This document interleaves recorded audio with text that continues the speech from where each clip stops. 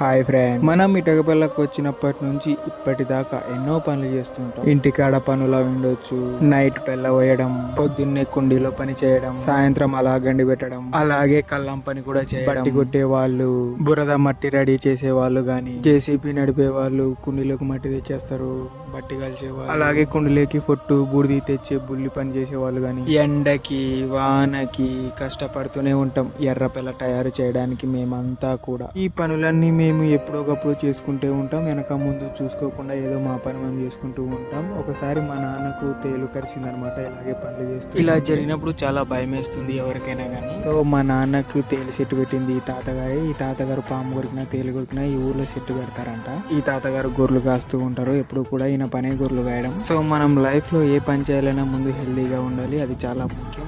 అలాంటి వాళ్ళకి ఎన్ని కృతజ్ఞతలు చెప్పినా కూడా తక్కువే. ఓకే ఫ్రెండ్స్, మీరు కూడా కొంచెం పనులు చేసేటప్పుడు చూసుకొని చేయండి ఫ్రెండ్స్. మీకు కూడా ఎప్పుడైనా ఇలా జరిగింటే ఎవరు చెట్టు పెట్టారో కామెంట్ లో చెప్పండి. Bye friends. అలా వెళ్తూ ఫాలో చేసి వెళ్ళండి ఫ్రెండ్స్.